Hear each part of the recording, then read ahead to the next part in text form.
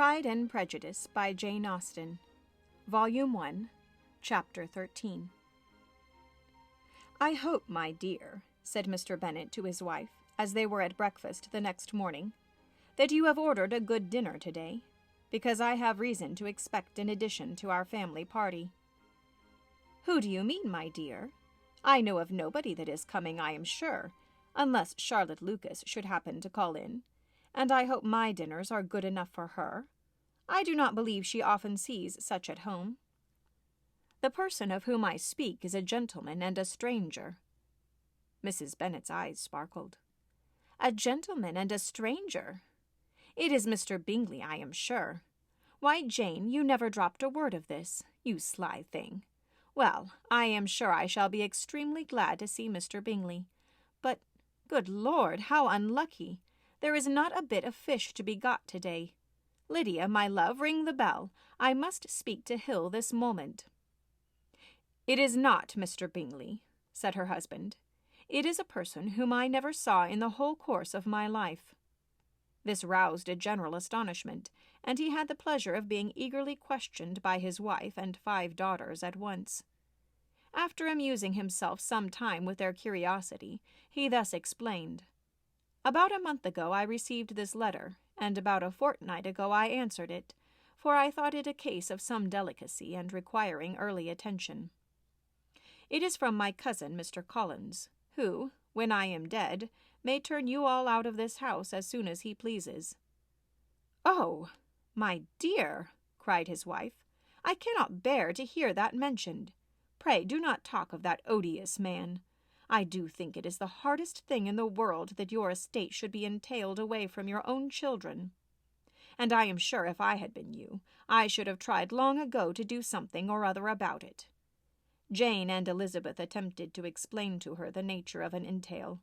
They had often attempted it before, but it was a subject on which Mrs. Bennet was beyond the reach of reason, and she continued to rail bitterly against the cruelty of settling an estate away from a family of 5 daughters in favor of a man whom nobody cared anything about.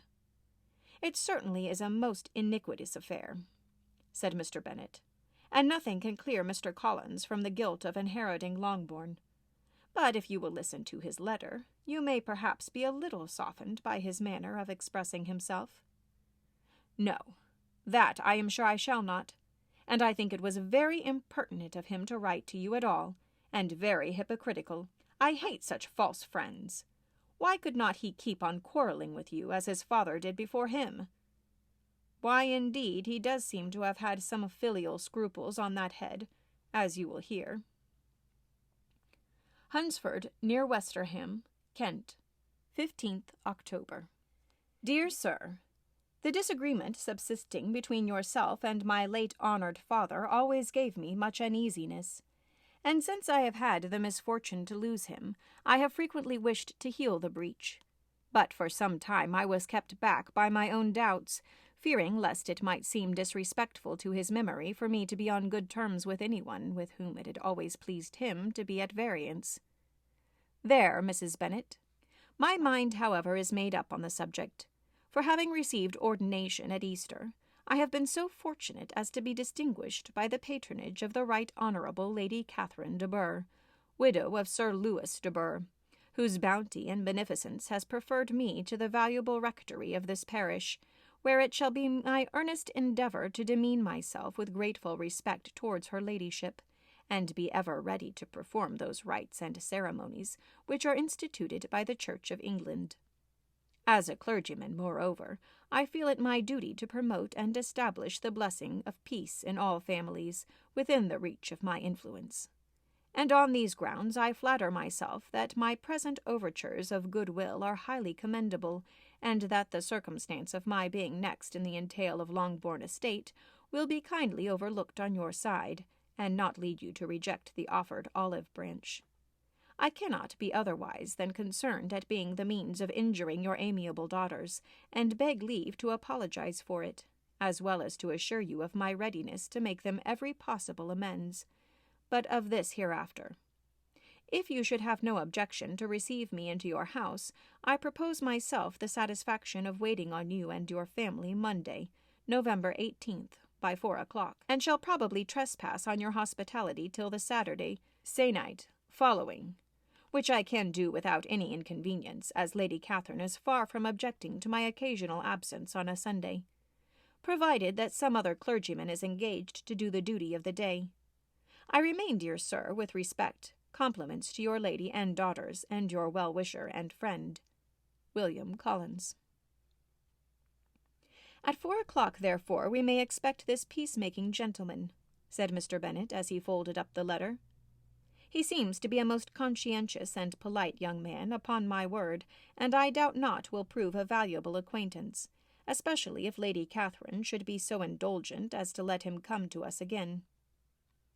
There is some sense in what he says about the girls, however, and if he is disposed to make them any amends, I shall not be the person to discourage him. Though it is difficult, said Jane, to guess in what way he can mean to make us the atonement he thinks our due, the wish is certainly to his credit. Elizabeth was chiefly struck with his extraordinary deference for Lady Catherine, and his kind intention of christening, marrying, and burying his parishioners, whenever it were required. "He must be an oddity, I think," said she. "I cannot make him out. There is something very pompous in his style. And what can he mean by apologizing for being next in the entail? We cannot suppose he would help it if he could. Can he be a sensible man, sir?" "No, my dear, I think not. I have great hopes of finding him quite the reverse. There is a mixture of servility and self-importance in his letter, which promises well. I am impatient to see him." "In point of composition," said Mary, "his letter does not seem defective. The idea of the olive branch, perhaps, is not wholly new, yet I think it is well expressed." To Catherine and Lydia, neither the letter nor its writer were in any degree interesting. It was next to impossible that their cousin should come in a scarlet coat, and it was now some weeks since they had received pleasure from the society of a man in any other color. As for their mother, Mr. Collins' letter had done away much of her ill will, and she was preparing to see him with a degree of composure, which astonished her husband and daughters. Mr. Collins was punctual to his time, and was received with great politeness by the whole family. Mr. Bennet, indeed, said little, but the ladies were ready enough to talk, and Mr. Collins seemed neither in need of encouragement nor inclined to be silent himself. He was a tall, heavy-looking young man of 25. His air was grave and stately, and his manners were very formal. He had not been long seated before he complimented Mrs. Bennet on having so fine a family of daughters, said he had heard much of their beauty, but that, in this instance, fame had fallen short of the truth, and added that he did not doubt her seeing them all in due time well disposed of in marriage.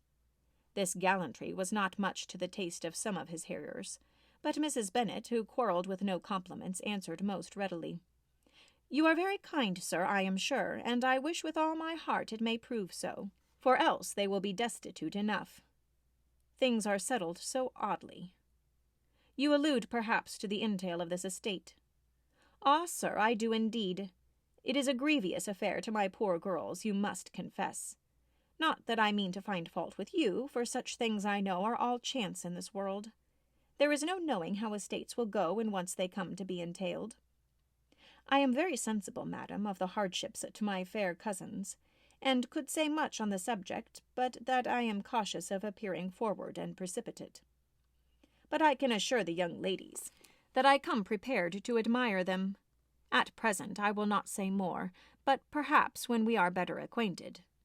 He was interrupted by a summons to dinner, and the girls smiled on each other. They were not the only objects of Mr. Collins' admiration. The hall, the dining-room, and all its furniture were examined and praised, and his commendation of everything would have touched Mrs. Bennet's heart, but for the mortifying supposition of his viewing it all as his own future property. The dinner, too, in its turn was highly admired, and he begged to know to which of his fair cousins the excellence of its cookery was owing. But here he was set right by Mrs. Bennet, who assured him with some asperity that they were very well able to keep a good cook, and that her daughters had nothing to do in the kitchen. He begged pardon for having displeased her. In a softened tone she declared herself not at all offended, but he continued to apologize for about a quarter of an hour.